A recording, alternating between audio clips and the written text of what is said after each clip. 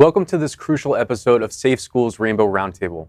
I'm Dr. Dan Sheridan, host of Safe Schools Rainbow Roundtable, and tonight we delve into a profoundly important conversation about HIV and AIDS education. This isn't just a health issue, it's a matter of social justice, equity, and community well-being. We're here to unravel why learning about HIV and AIDS is not just a necessity, but a right for students, especially those in high school, where relevant, real-world information can literally be a lifesaver. We'll explore effective educational strategies that go beyond outdated, ineffective policies and challenge heteronormative narratives. We have an impressive lineup of panelists who will share their expertise and insights throughout our discussion. Our Rainbow Roundtable will look at a historical overview of HIV and AIDS.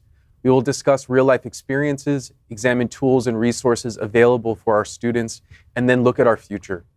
In our historical overview, it's essential to know how we got here. Our historical overview will trace the roots and evolution of HIV and AIDS from its emergence to current day. We'll look at events, decisions, and figures that have shaped the public health response and education regarding this epidemic. In our real-life experiences, we move to the heart of our discussion.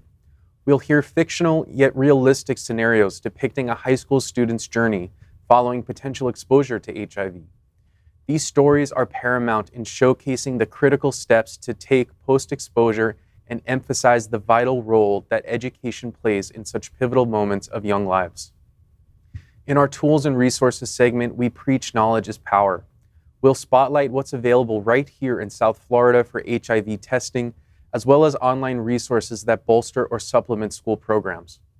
We'll also discuss the significance of medication for pre-exposure and the impact of maintaining an undetectable viral load. In our future outlook, we'll discuss the collective action needed to achieve the ambitious goal of 0 new HIV infections. We'll explore new technologies, medications, and community strategies that could revolutionize our approach to HIV prevention and education. We thank you for joining us on this journey today. Before we dive deeper into our discussions, I'd like to introduce our esteemed panelists and share a bit about their connection to today's theme. Let's welcome Harold Marrero. Harold is the COO of Safe Schools and executive producer of Safe Schools Rainbow Roundtable on Happening Out Television Network. Welcome, Harold. Thank you for having me. Glad to be here. Let's welcome Tiffany Williams, the director of outreach for Safe Schools. Tiffany is also a pop culture guru and host of the streaming podcast, Tiffany Explains It All. Welcome, Tiffany. Hi, I'm so happy to be here and have this discussion. I think it's really important to talk about the subject matter that we have ahead. Absolutely. And let's welcome David Torres. He is a student at Miami Coral Park Senior High School. Welcome, David. Thank you for having me. Thank you, Danny. And let's welcome Star Aditya, representing one of the world's most important advocacy organizations in HIV and AIDS prevention and treatment, the AIDS Healthcare Foundation. Welcome, Star. Yeah, happy to be here. Thank you. You're welcome. And finally, we'll welcome Christian McDonald, a PhD candidate at the University of Miami. Welcome, Christian. Hey guys, welcome. Excited to be here.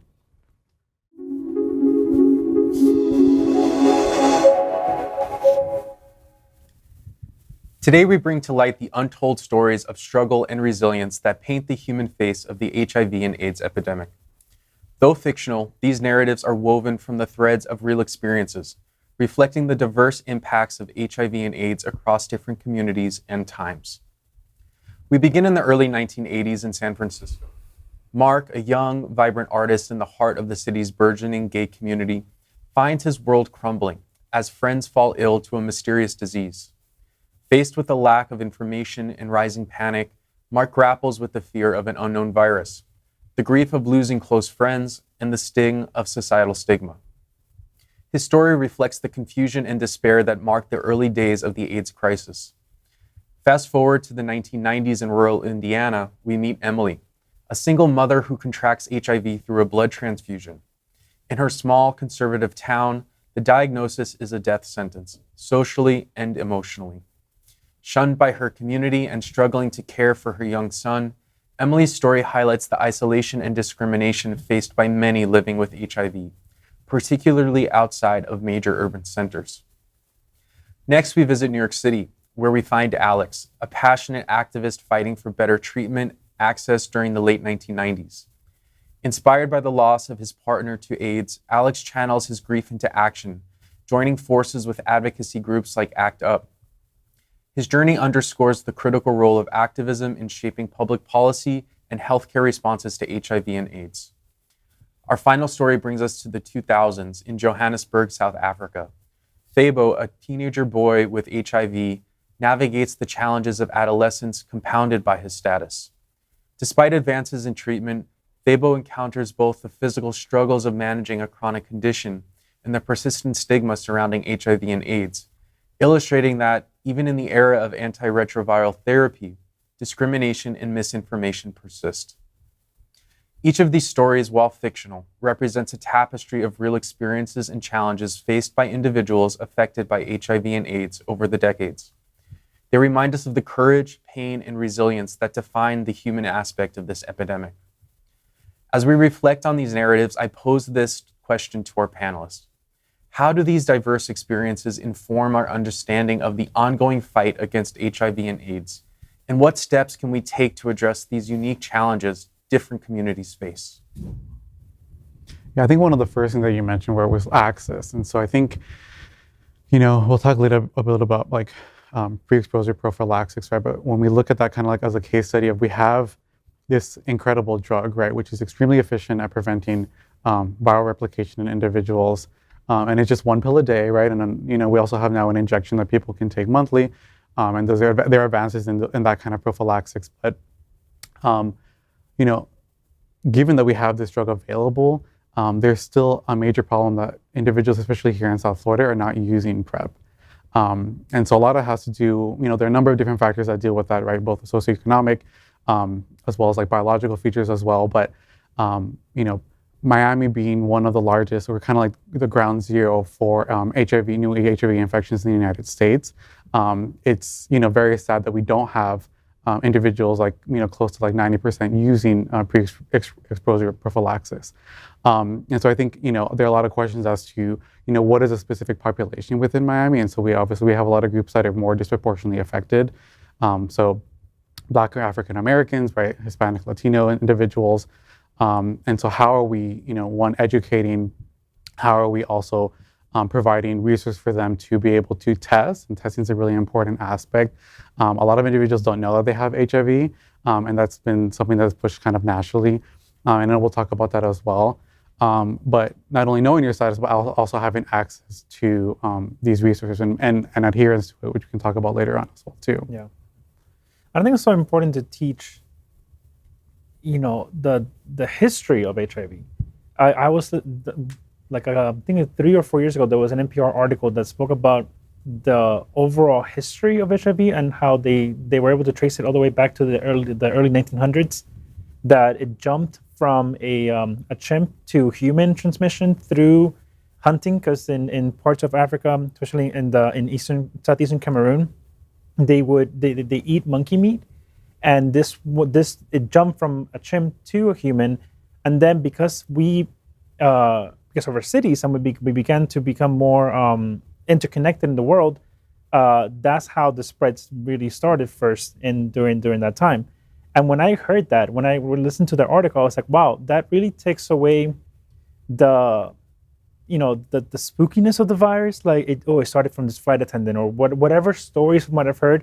It's like now there is we can trace it to genetics. We can trace it that it was transmission from one species to the next, much like how people think the COVID started, which is from a bat or a wild animal to a human. That makes it less scary. It makes it less of something that God didn't do this. It's not a punishment. It's more like this is just the way it is. This is how science works.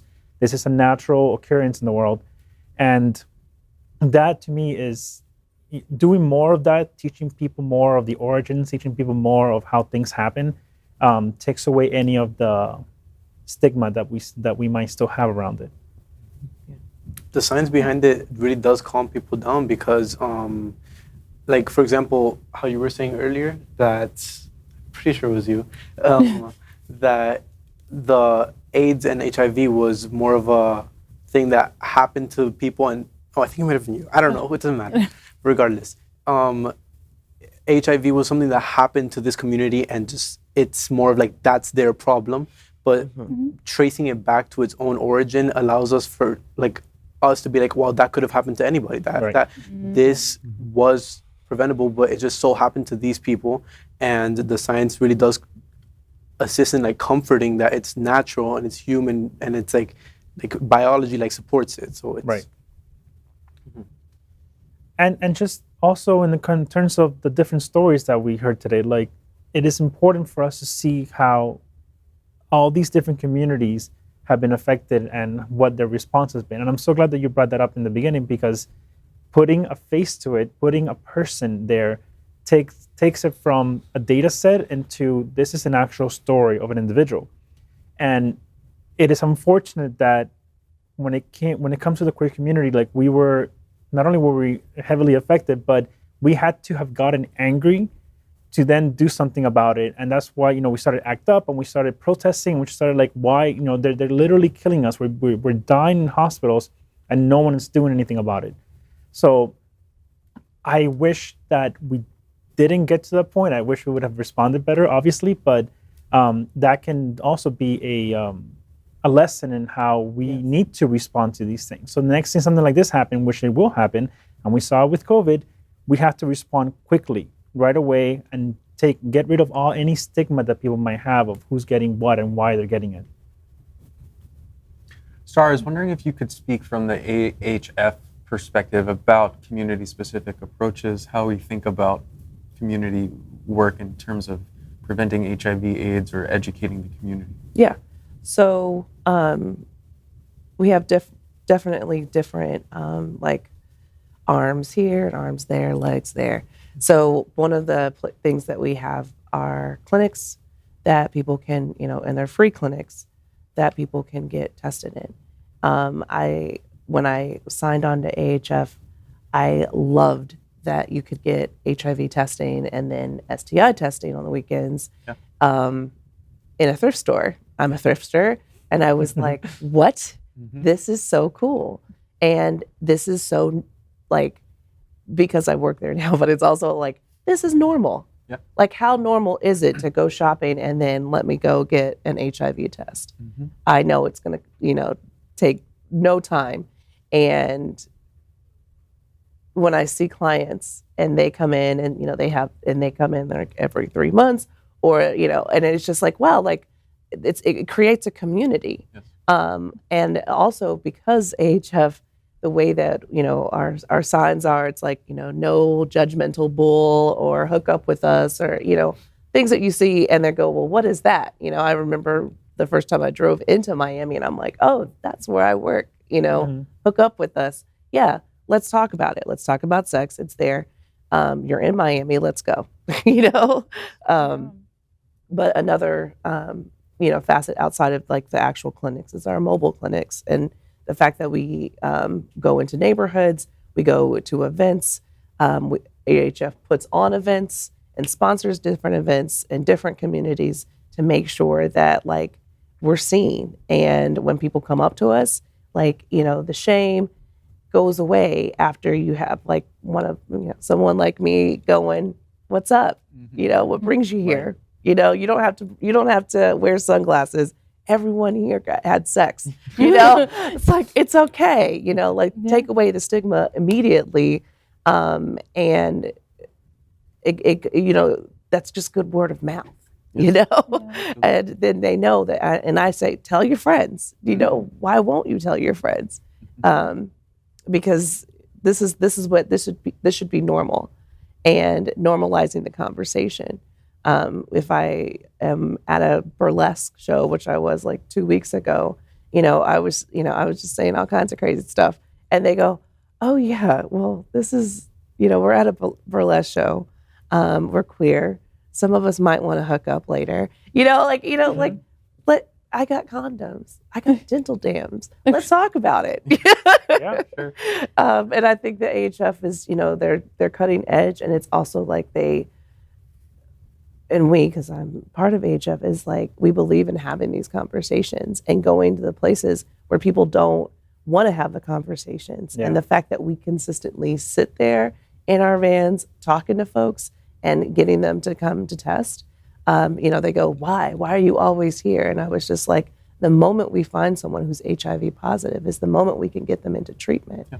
And it's the moment that we can stop for that person from spreading HIV. Mm-hmm. Like, that's exciting to me. That's amazing. Yeah. Mm-hmm. And I also love how it's not just about HIV. AHF has also done those cool posters and billboards about other STIs. Yes. There was something about a gonorrhea explosion or like a volcano. Yeah. That's pretty cool stuff. That you're seeing gonorrhea on the bus stop. Yes. Yes. I mean, on the way here, I saw like 3 billboards of it. But I have another question though. Yeah. So as someone that, like, I've never tested, I've never done anything like. Oh, yeah, you can come see me. I mean, like, how would I go about like finding this, and like, what are my main question? What about like youth, like people like me, like underage, like what if, because it's gonna happen, people are gonna have sex. Mm-hmm. So for the for like preventative care, like if I show up to your clinic, how would that work out? Like it's okay if I'm 17, it's okay. Absolutely. Insurance, payment? Yeah. And if you don't have insurance, we will figure that out too. We're there to treat you with cutting edge medicine, with, it doesn't matter if you don't have the ability to pay. We're going to figure it out. And you said underage, and then you said 17, and I'm like, oh, no. You're not underage to go to a clinic. Facility. Yeah. The youngest I've seen is 13 with their mom. Wow. And that's for, whatever. So, and that's, like I said, it's not only your age group that come in, but it's your age group that have a lot more information and are very good at asking questions. And I love it because it's like a 30-something that comes in and, we could be bowed down with a whole bunch of stigma. Like I said, it's like the sunglasses, the hoods up. Yeah. I'm in the clinic, but please don't look at me. And it's like, it's all good. But at the end of the day, like, once again, it goes back to the fact that when you come in and you sit down and, the person that's on the other side is asking you, like, what are you here for? You sell them and then you get tested and that's it. And it's like the Insti test, by the time I prick your finger and put the Band-Aid on, I have a result for you, right? Wow. Like fun, like that's great. Know your status. Why? Because as soon as you're done and you go to your partner and you go, this is what I got. This is what's going on with me. And then you say, this is the clinic that I went to. You can go to that clinic too, and that's, and that's that word of mouth. And it goes back to like, just there's no stigma in that because we're having sex. And I would kind of like to know what's going on with you because I know what's going on with me before I make that. And there's that consent. And that goes back to like, the more we can talk about that and the more you feel comfortable talking about that, like with me, you'll feel comfortable talking that about to your partners. I mean, if I were to see you, I would feel pretty comfortable. And just a second thing, for like the queer community, like those who are more ashamed and more like, obviously, like you said, like sunglasses, hoodie, what about like underage and like with parents? How would that situation work? Like someone that wouldn't tell their parents about, oh, hey, I had sex with this person, but like you're worried about something. How would you go about that situation? Like going to the clinic, would you need I assume you would need the parental consent for the age of consent to go to the clinic. I know that you can be, I'm just going to say 17. I know that it's younger, but I'm just going to say if you're 17, you can go to the clinic without a parent. Get tested and get treated if you need to get treated. Thank you. Yeah. But I also want to say that these are the conversations that when HF has things, events, and when it comes down to like talking with parents and talking to aunties and cousins and everything else, that's the first thing I say. I was like, don't you have nephews? Don't you have someone else like younger to talk to? Because it's like, but my whole thing is lately, teenagers talk to your seniors about sex because it's, it's like, You know, it's like there's a huge spike right now with senior citizens, right? And HIV, and it's like at the end of the day, it shows us where we are in sexuality and talking and being okay with talking about sex. Yeah. It's not okay when you're 17, 13, 45, 67, 80, you know? So it's like, yeah, I think as a society, we just need to do a better job. Right. So It's funny you mentioned that because, like, you know, in the 80s, right, having infection with HIV, right, and eventual progression to AIDS, right, was, you know, essentially a death sentence, 1 to 2 years, right? You can see people, you know, quickly deteriorating. But, you know, now the problem that we have is that we have an aging HIV, you know, population. And so there are a number of, like, questions and concerns that we have now for, like, you know, complications that arise, you know, even living with a chronic condition like HIV. And so this brings about, like, you know, a lot of questions as to, like, you know, how are these people, you know, being enrolled in studies, and how are these people, like, feeling comfortable, like, going to the physician, talking about some of these problems, and again, having access, you know, to equitable healthcare. And so, you know, it's an important problem that we're having now that we have to be able to address in order to, you know, eventually, like, be able to, you know, reduce the amount of new HIV infections and prevent people that have, you know, that are living with HIV to live, you know, a more healthy lifestyle.